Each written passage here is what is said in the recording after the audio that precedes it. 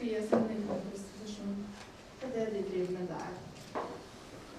All right. Good morning, everyone. First of all, thanks for having me. It's a pleasure to be here. It's my first time in Norway. It's actually my first time in Scandinavia. I've always been wanting to see the country. I've only seen the pictures, and so far the country is actually living up to the pictures that I've seen, so lovely. And indeed, nice weather as well. So I'm here to talk a bit about MuseScore. So you've seen some bits and pieces already about what MuseScore is, but I want to explain you a bit about the history, why MuseScore exists in the first place, why I think it's helpful for you, and then also what we want to do in the future with MuseScore, how we want to improve things. So the reason why I started MuseScore together with my two fellow partners is basically as a musician myself, and I'm a very amateur piano player. I've always needed sheet music. I've needed that piece of paper in order to learn to play my favorite song on the piano, and that's a thing I needed from young age and still today. So I'm not a prodigy, I just can't play by heart, I really need those notes. And I'm not the only one apparently, because if you today go on YouTube and you see all those videos of people playing their instruments, and you scroll down into the comments, and often you see like people are searching for the sheet music of those songs that they see people playing in these videos. And so there's a lot of people worldwide looking for sheet music. And back when I was very young, my way to search for sheet music was I would go to the shop. But the problem with the shop is the shop has a limited bookshelf. And so it only has space for the bestseller songs and for the books that the publishers know will sell. And so I was looking for particular arrangements, like you would perhaps be looking for specific editions on a popular song, a local song, and you wouldn't find it. And so I myself hit a problem like this sheet music market is not fulfilling my needs. I didn't find the sheet music I was looking for. So how could I fix this? And these are basically all the problems that I identified as a young kid. The prices were very high of sheet music. It's a very limited offer. They focused on bestsellers only. And it's very slow to release new songs or sheet music. So if there's a new song coming out today, it takes months before you have the sheet music in the store. And so those are the problems that I wanted to tackle as a young kid, but it only took until, let's say, I was 20 before I really started to see a solution for this. And the solution was simple, actually. What if we would make software that would empower musicians worldwide to make their own sheet music? As simple as that. And what if we could make the software for free and for everyone to use? Then, as a result, we would be able to build up the largest community of sheet music creators worldwide, who then have the opportunity to build up the largest catalog of sheet music worldwide. And so that's an idea that I had in 2005. And so ever since, I've been trying to accomplish this mission, basically, to fix the problem in the sheet music market with the help of the masses, meaning with the help of all musicians worldwide. And so when I started with this idea, I connected with two people via the internet. One person was living in France, in the south of France, and the other person was living in Germany. And the German guy is the guy with the beard. He started software, making software. He named it MuseScore, and he made it for himself to compose songs. And so I contacted Werner and I asked him, like, look, you've done something cool there. What's your intention? Can I help you to make this, to improve this? Because this is my idea. I want to fix the problem of having not enough sheet music on the market. Can I help you somehow? And in the meantime, I was also communicating with Nicola. And so with the three of us, we started working on this. Now that was back in 2005, 2006. And we haven't even met each other physically in the real world. So we only started working online, and it took until 2010 actually that we met each other for the very first time, and that was in Brussels. So 5 years, after 5 years, we met together, and ever since, MuseScore has been growing dramatically. So, although we are with only with three, we are backed by a whole community of software developers, people who translate the software, people who make documentation, and they all put their efforts into improving MuseScore so that MuseScore becomes available to all of you and all of musicians worldwide, basically, to make sheet music. Now, to just give you an idea on how the software looks like, because you've heard about it, but you may not have seen it. So this is MuseScore, the notation software. It's a virtual piece of paper, basically. It contains the notes, the parts, the instruments, lyrics, and so forth, and you can enter it simply by entering via the mouse, via the keyboard, or connected MIDI keyboard. And obviously, when you've entered something, you can listen to it, of course, afterwards. It has no limitations whatsoever. You can make from simple lead sheets to full orchestral scores. You can make tablature notation to just the normal Western notation. And later on, people are also adding cipher music notation for Chinese type of sheet music. So virtually it has no limits whatsoever. And so when we released this in 2008, we thought, okay, some people will like this, but we had no clue that it would be so kind of popular by time. And so this is a way how we track our popularity. It's called Google Trends, this tool, and it gives us an idea how many times MuseScore has been searched for in Google. It doesn't give us absolute numbers, but it gives us just a graph on the popularity of the MuseScore keywords in Google. And we can compare it as well against some of the competing packages. And so as you can see, we've been doing quite well. So ever since we released it in 2008, it's been growing. And so the application, the notation software, has been downloaded more than 10 million times. It's available in 55 languages, including Norsk. And so by that, now, today, we are the most used notation software worldwide. And Norway is somewhere up in the top 10 of the most active countries using MuseScore. So we're very happy with that, of course. And we know there's still a lot of potential to even grow further. So I think it's lovely that you people have adopted MuseScore to improve your singing or music education as a whole. And the best part of it is that the MuseScore notation software, as it is today, free and open source, will remain like this forever. So even if I would stop coding, or one of my fellows would stop coding, even then the software is out there and anyone can further enhance it and improve it. So it will always be there. And that's an important thing. It's why actually we've been able to attract so many people to help us out.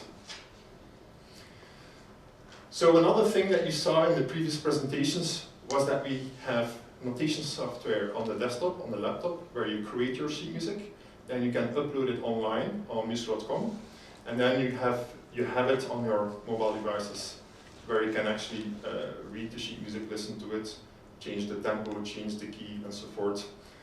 So that's kind of the full constellation. We have tools to create, to distribute and share, and to use. What I'm going to show you a bit is how you can take the whole platform to your advantage, just by demoing some of the solutions, basically. So the first thing I want to show you is how basically upload to MuseScore.com works. So MuseScore.com, if you go on there, it's our community website. You create an account, it's free. And once you've created an account, and you've created also a score in our notation software, then you can upload it very easily by going to File, and maybe I should put this in Norwegian, but then I would have a hard time to present this. So let's keep it simple. Then you press Save Online. And then you have the ability to store this on your online account. Now, there is an important question here that's been asked is, do you want to make this score private or not? Because sometimes there are reasons why you want to keep that work private. Because you only want to share it with a few people, or you don't have all the permissions involved. So various reasons. So for the sake of this demo, I'm going to keep it private and save it now. So now this score is being uploaded onto my MuseScore account. And it will now be rendered, be generated. And as soon as it's done, it will become available. So there you go. Once it's there, of course, what you've seen there, you can go into full screen, you can listen to it. You can also download it in the MuseScore format, in the PDF format, music XML, MIDI, MP3, and of course you can open it in mobile apps. Now this score is private, so if I would take the link here, that link there, if I would then share it with someone else, he would not be able to have access to that score. So how can you still share that score with someone? It's by going here into the share button, and then you have here what we call a secret link. So just to show you what happens if you would take that link and you would pass it on to someone else, and that someone else is opening that link, then they will not be able to access it. Now, what happens if I would share the private link? So that's the secret link, as we call it, and you share it with someone else.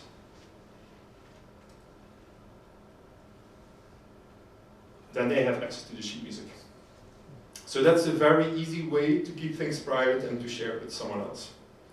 So that's the easiest way, I would say. The second way to do it is you can create groups on MuseScore.com. And with a group, you can, with several people together, you can share private scores with each other. I'm not going to show you how you can create a group, but as soon as you're on here, you can here create a group and then invite people to the group and so forth. So we have a kind of layered system how you can share scores among each other. Now one other extra interesting thing is that you can also then synchronize sheet music with YouTube videos, for instance. Because one of the things that, like if you listen to this, it's the synthesized music. It's not a real recording.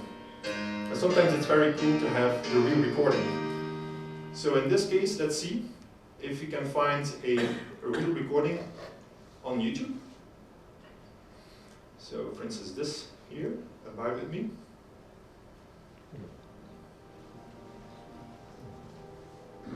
That's a very slow version.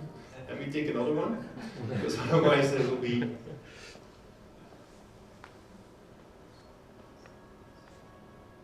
Alright, that's not a good version either. So I hope that one will be better. Oh no, it's the same. Alright, here.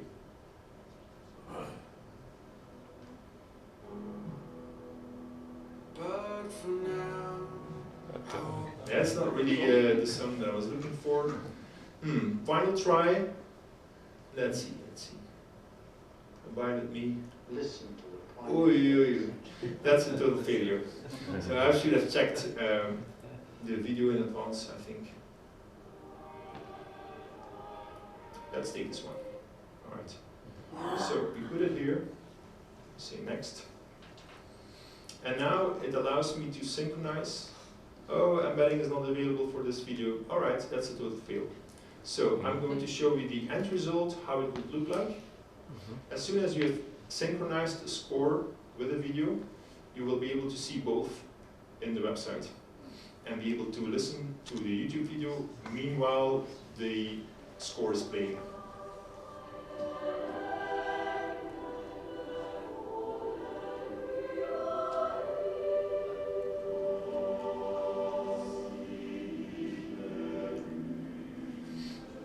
And what we believe is that this is a very kind of engaging way for people to actually start reading music somehow. even if they can't read notes, the fact that they can listen to a real recording and meanwhile see the notes moving up, it's a very engaging way. It definitely lowers the barrier for people to get excited, basically. Can you play the score as well, so we can hear your own voice? That's a good one. So like the recording together with your own voice on top, it's not something we've done so far, but I think it's an interesting case, indeed. Because at this moment you can only kind of go from one to the other, like this is then. This is how MuseScore rendered it, and indeed if you could blend both together, then it would be powerful. I haven't thought about it, so thanks for the idea. A lot of singers in my choir, they can use Spotify and things in their ears, and then they make up their own voice because they think it looks like and hears like what they see in what they hear. So if you can. Okay. That's a good idea. I know it's not that easy, but. Indeed. Well, so technically lots of things are possible. For us it's often a matter of choosing what we do first as software developers. So definitely. Another thing that I want to show you is a bit what's coming ahead. So the stuff with the phone and the tablets you've seen with the previous presentations. There's another feature that we are currently building, and I'm going to show it to you, so I hope everything will go right.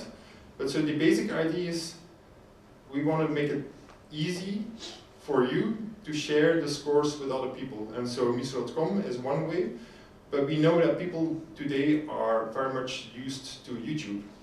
And so they go there to just search for anything, and they are accustomed to the YouTube app and so forth.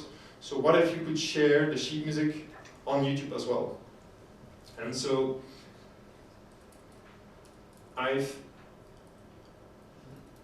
let's see, let me go to my profile, and then to that song Abide With Me. And I have here a button send to YouTube. So I click on there, and for again this sake of the demo, I'm going to keep the resulting video unlisted. And for the rest, I'm not going to do anything more. I'm just going to send it. Okay, subtitle is required. This is a demo. Okay. All right, so what's happening now is that we are generating a video from this score, and we are sending this to YouTube. The score that is being used is, of course, the way you've created it and you've uploaded it onto your account. If you want to adapt the score and do some other stuff with it, of course, you can easily open the score again in MuseScore by downloading the MuseScore file and then having it here again open and change it, whatever, and upload it again to your account. But so meanwhile, this video now is being generated, and let's see if it's ready. So it's still saying sending to YouTube. So we have to wait a little bit more, but it will not be much longer. But finally, what happens once that video is there, it will be very easy for you to, again, send simply a link to your members, to your choir members, and allow them to sing along with the score. Now, hopefully now it will be done. Indeed, it's done. So let's have a look. Okay, still processing the video. So while the video is being processed, I'll show you another video. This is a part of the well-tempered clavier. And it's created in MuseScore. And then we generate a video out of this, together with the piano roll at the bottom. And I'm looking forward to understand more of your use cases, how this could be improved to make sheet music more accessible to singers. Because of course with the piano roll, I'm not sure is that useful for singers or not. In the meantime, let's go to Abide With Me. And there we go. So all in all it took like 2 minutes, I think, or not even. So that's exactly the score as I uploaded it just 5 minutes ago by our software onto MuseScore.com with one extra click. you can send it over to YouTube, and there you have the full score.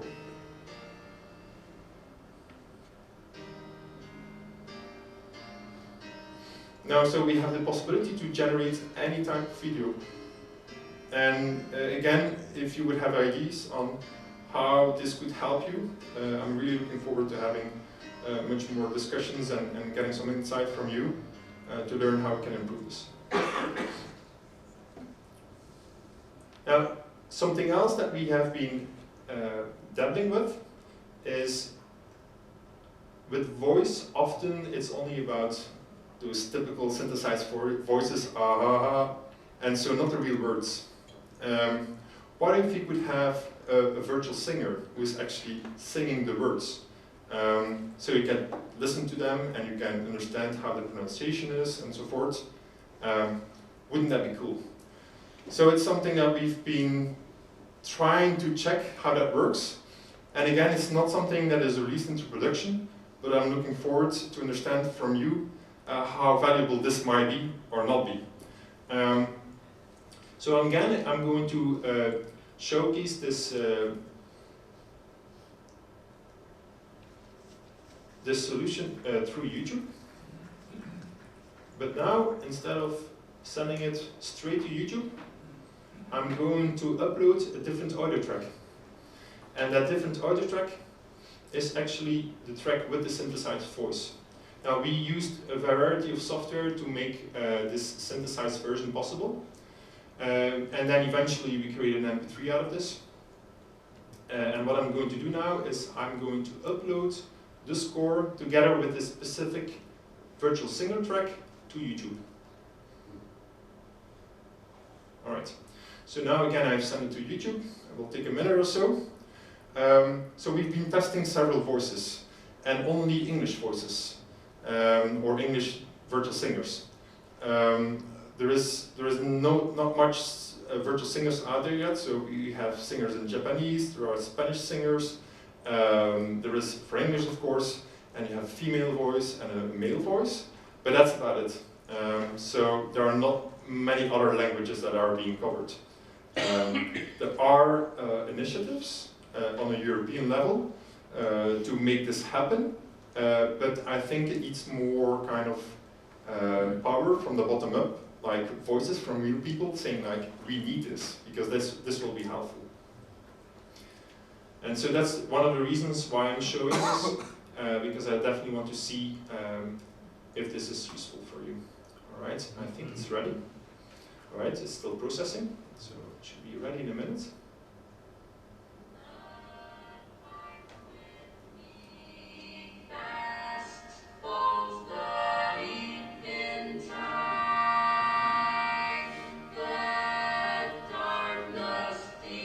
So it's still very synthetic, but at least you have an idea on the real pronunciation of the words.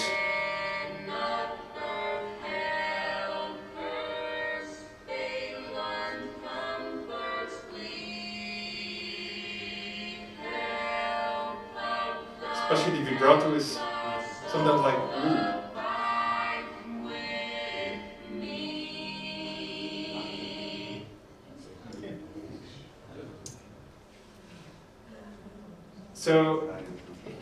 So this is technically possible, but I want to understand from you how valuable this is. And this is only English.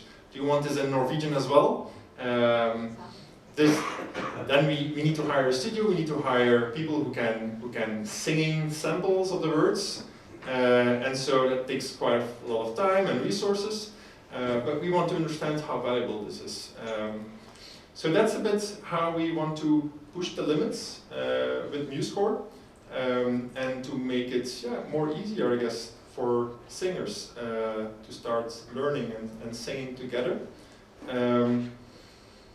There's much more to the MuseScore universe, and I could talk much longer, but I think the lesson that I want to give all of you is that it's pretty easy to get started into it, meaning just go to our website and seek for yourself. One of the easiest ways to just get started is by looking for sheet music that you would be interested in, And the Sangerforum has their own channel in there. So they have a huge amount of scores already on the platform. And so you can easily go through them. You can search, of course, for specific sheet music. And then once you've seen something, you can then download it in whatever format. And I would definitely invite you to download it in the MuseScore format and then open it directly in the MuseScore software and do something with it. Like, suppose you want to just remove all the instruments except for soprano. I have no idea why you would want to do this, but okay. If you would want to do this, then there you go, and you print this. You want to make this a bit bigger, that's also possible. Not right here. Style, sorry, layout, page settings, line. Because often one of the problems, especially with people who have are visually impaired or they have problems seeing, is that the sheet music is often too small. And this way you can easily enlarge it and then print it. Of course, with the mobile app, you can just change the font size very easily yourself. So you can do it there digitally, so you don't have to print it. But if you do want to print it, that's the easiest way how to do it. So there's a lot of things that are possible with it. And if you would go online and you go to the software section, you can download here the software as well. But if you would go into the handbook, there's a whole lot of information there on how you can master the software and virtually do anything with the sheet music you want. I think that's the main lesson I want to give to you. The tools are there, the information is there, the community is there as well, so you can always ask for help through the forums and support. Use it. Don't be afraid. Enter, make an account, and then ask whatever problems you have. And you will see on our forum, for instance, we got a very active user group who helps each other out with whatever question that people have. Like, for instance, this here. Simple questions, but like it took, here in this case, not even 3 hours to get a good answer, and even another answer as well. So that's one of the strongest parts I think about MuseScore. It's not just software, it's a community, and people help each other. And I think that's the main advantage we have over many other software packages. Voilà, I think that's what I want to leave you with. And I'm looking forward to talking with you for the rest of the day and see if what we do is actually helping you or not. Thank you.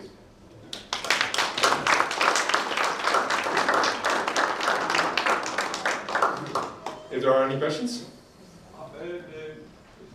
Of course, we have chosen the right partner in the software industry, since you have more or less the same values as Sangerforum. You want to share things with the world, as you in your introduction said, that give tools to the world and let people create things.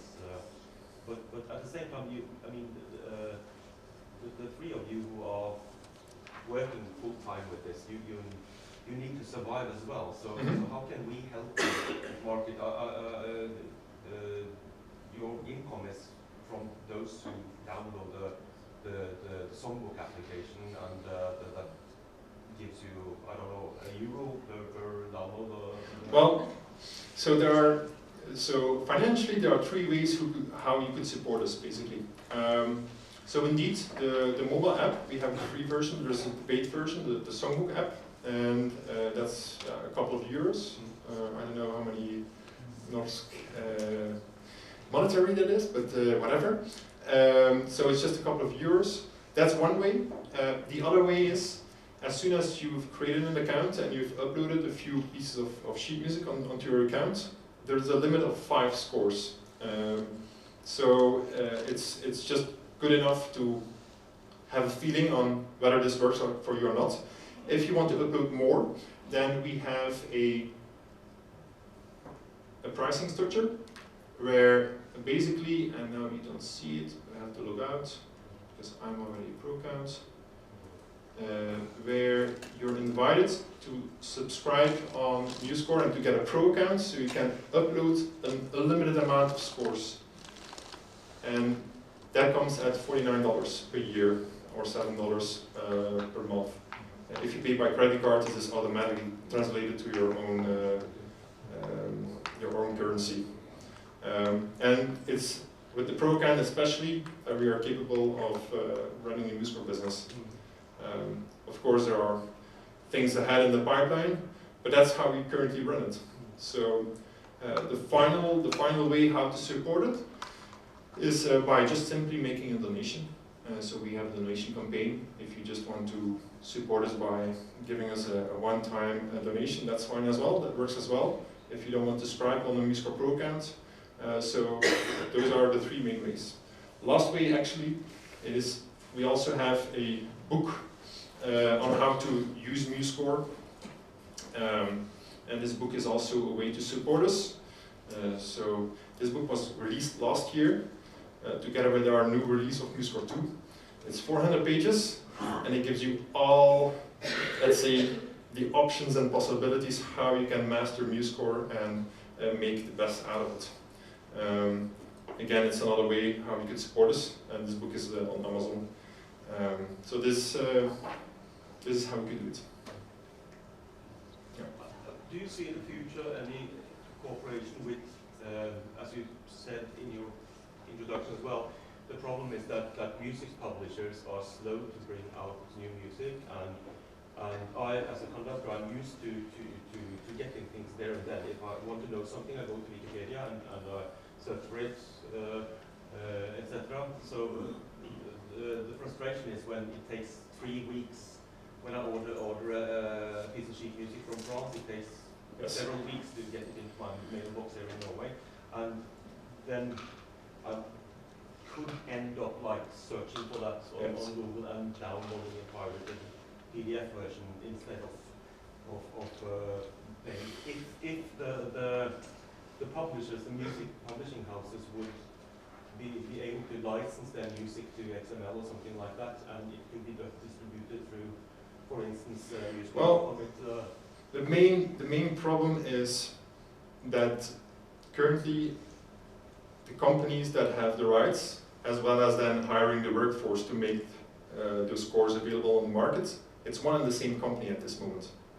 And it's not working well, as you just said. So what we believe in the future is that somehow it will be decoupled. And so what we will believe, what will happen is, and we see already some small things from it, is that publishing houses who own the rights will be connecting with MuseScore users online who are passionate about the catalog that the publisher owns. And so they are seeking for those passionate creators who create sheet music in various ways, like for singers, for starting piano players, for clarinet players, for any type of instrument, and that they will grant them permission to make the sheet music from their catalog. And of course, the final question mark basically is that there has to be some way that those people are earning money. So the MuseScore platform sometime will be extended with a way that they can sell their sheet music, sell access to their sheet music, and that you, as someone who is looking for sheet music, can get it much faster in the format that you want, on the device that you want, and so forth. So instantly.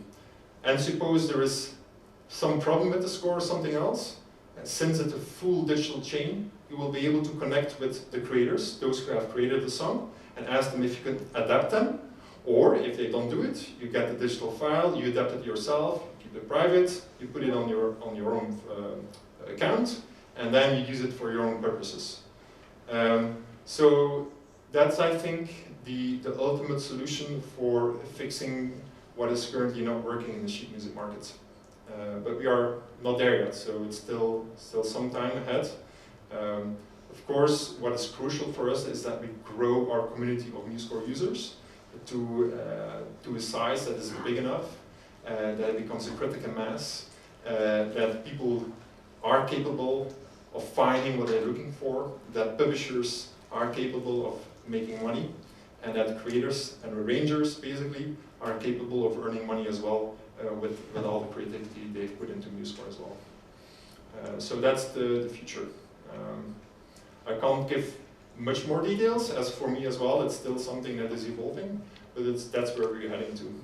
So in terms of the stages, we've created software first, we've created a social layer on top of it, and now we're looking towards a layer where these stakeholders can work together and where there is a monetary exchange on the content itself. I hope that makes sense. So it's a big future that's still ahead of us.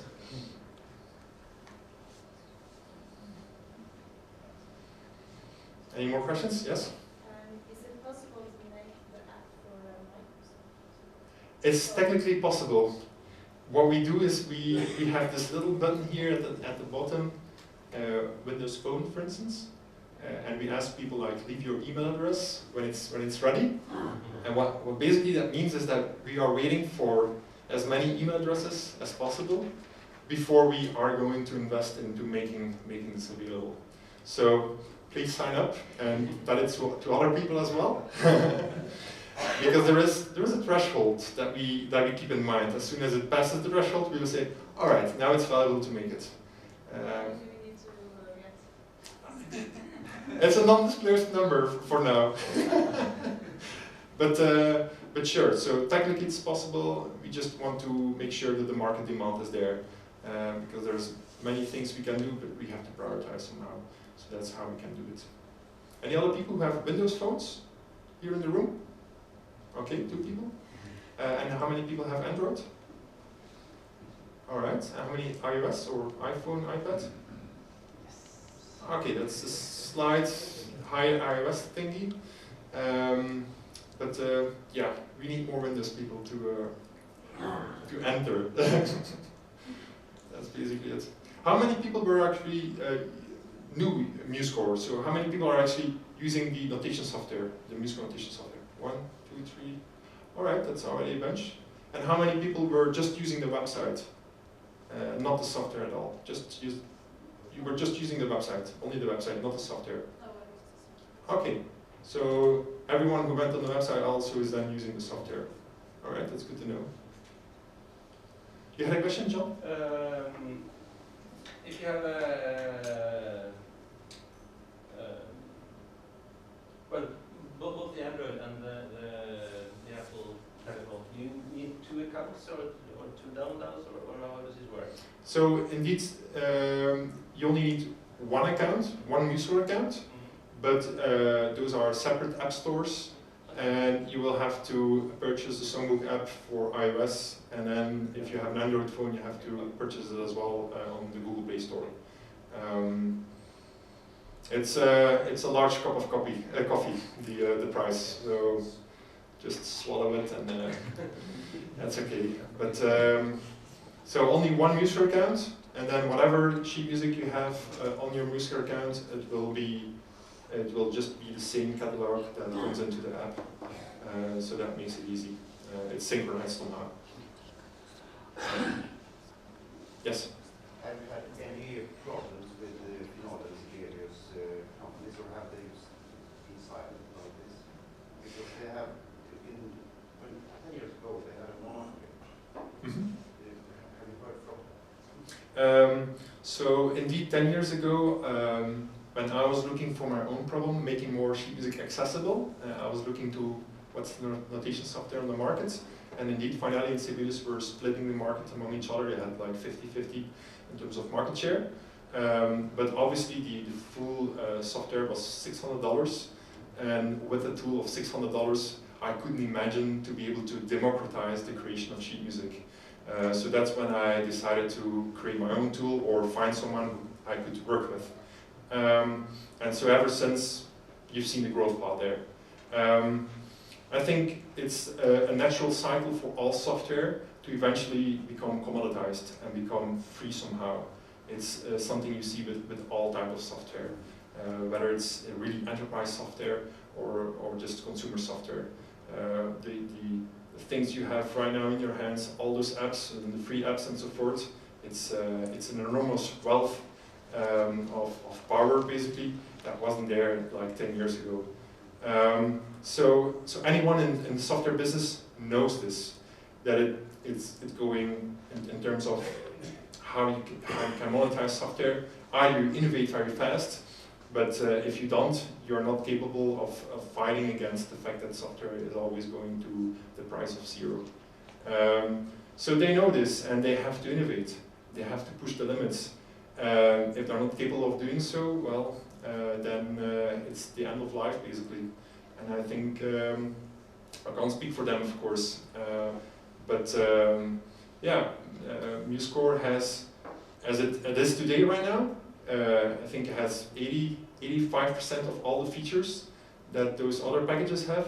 So there's not much reasons anymore not to use MuseScore, except for if you're some specific publisher who has a specific workflow, and you have some legacy catalog built in whatever software, and you are bound to it, yeah, sure, then you keep on using that software.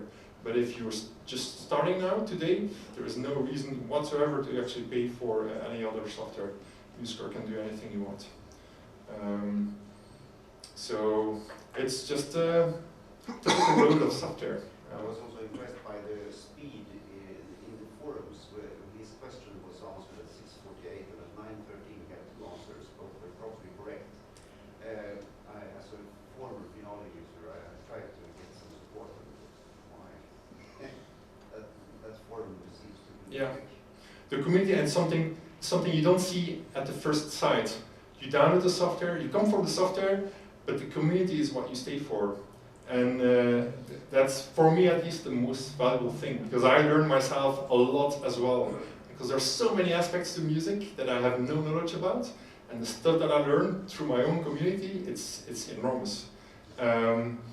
There's what I often see and what I often advocate is that if you have questions or whatever, do ask them. Don't feel like afraid that it's a public forum, that your question will be there, it will be publicly available, it will be indexed by Google, people will be able then to see your question, but don't be afraid of this, because that's the main barrier we see with people, like they're afraid of asking their question. But if you do it, boom, you get so much smarter through the community. That's the most powerful thing about MuseScore, I think. Yeah. Yes? I have used Finale in 25 years. It's a big problem for me to solve, to change from Finale to MuseScore. I can imagine. Yeah. The way that it makes it possible is by exporting your Finale files to music XML. It's an interchange format. So from in the software you go to File, Export or Save As, and then you choose music XML. And that file you can open into MuseScore.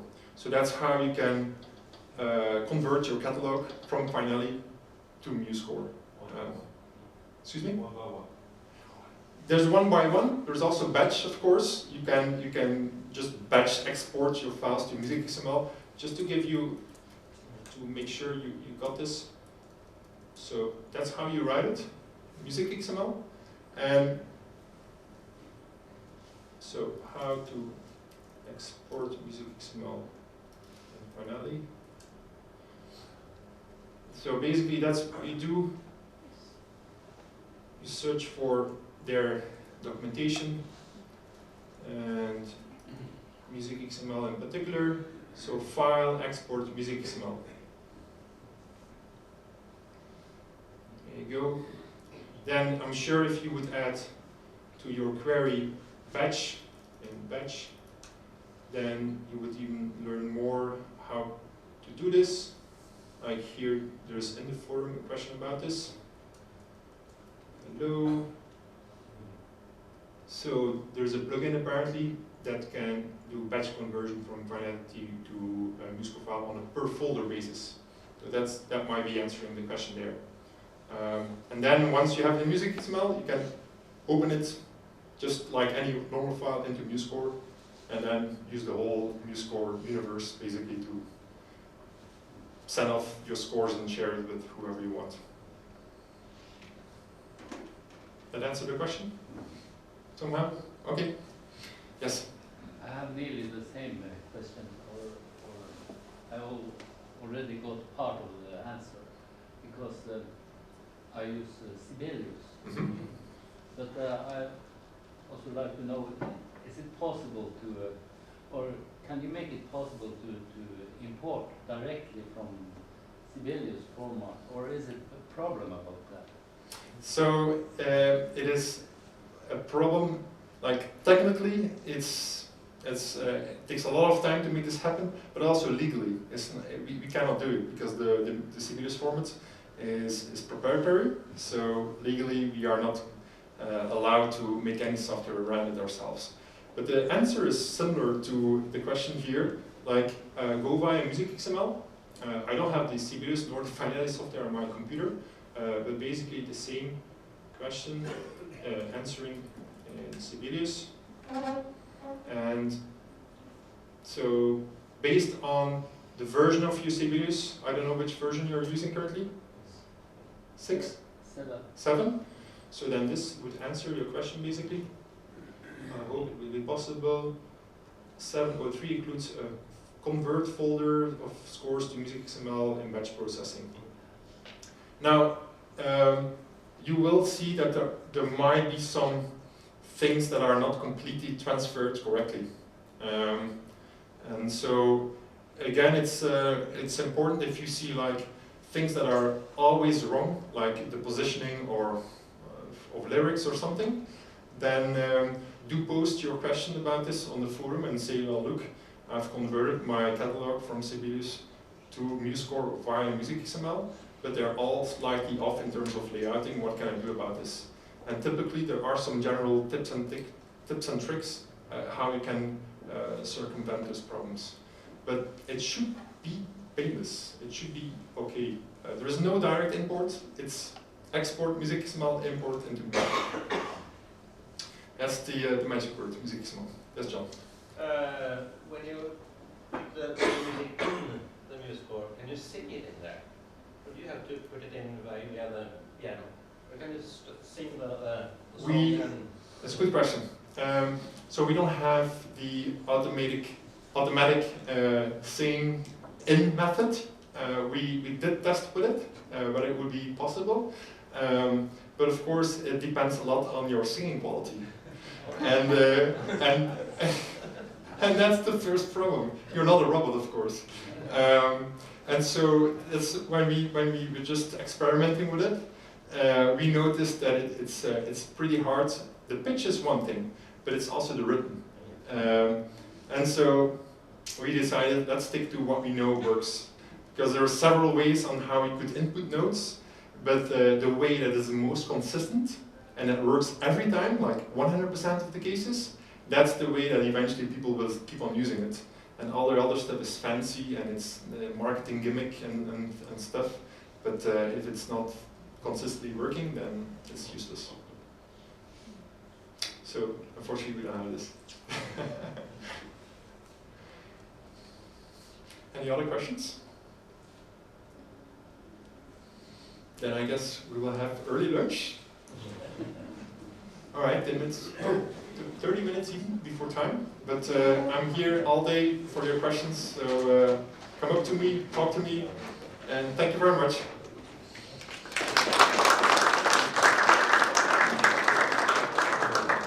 Thank you so much.